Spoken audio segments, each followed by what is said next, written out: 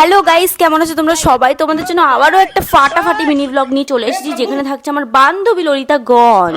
এসেছিলাম অন্য একটা বান্ধবী ললিতার বাড়িতে, যাকে তোমরা এখনো পর্যন্ত দেখোনি। যাই হোক, সেটা বড় কথা নয়। দেখো, আমার আর একটা বান্ধবী ললিতা এখানে রান্না বান্না করছে গাইস, আমাদের জন্য। তাও আবার আজকে বান্ধবী ললিতা নিজের হাতে রান্না করে গাইস খাওয়াচ্ছে। মানে বুঝতে পারছো, মানে কি কপাল, কি ভাগ্য ভাই আমাদের। আরে বান্ধবী ললিতা থাকুক তো এরকমই থাকুক, আর এরকম না হলে ভাই দরকার নেই ভাই ওরকম বন্ধু ভাই। যারা রান্না করে খাওয়াতে যায় না তারা ভাই দরকার নেই, ভাই দরকারই নেই। যাই হোক, বান্ধবী বানাচ্ছে আমার ম্যাগি, আর যার বাড়িতে এসেছি সে কিন্তু আমার বিবাহিত বান্ধবী গাইস। ওনার আবার বর আছে গাইস, বললে হবে না ভাই, খরচা আছে। যাই হোক ভাই, বেশি ডিস্টার্ব করে লাভ নেই ভাই। রান্না করছে বান্ধবী আমার বলে কথা, রান্না করুক ভাই ভালোভাবে। আমি যাই একটু ঘরে, তার থেকে একটুখানি রেস্ট নিই, আমার আর একটা বান্ধবীকে গিয়ে জ্বালাই। সে দেখি মালটাকার সাথে চ্যাটিং ফ্যাটিং করছে। হ্যাঁ শালা, কি বলবো এদেরকে গাইস। তার মধ্যে এই যে বান্ধবী একদম ম্যাগি ট্যাগি নিয়ে হাজির, এ তো ব্যাং থালা নিয়ে বসে পড়েছে ভাই, কি বলবো। যাই হোক ভাই, ভালো বানিয়েছিল কিন্তু ম্যাগিটা, একদম চেটে ফুটে খাওয়ার মতন। থ্যাংক ইউ বান্ধবী।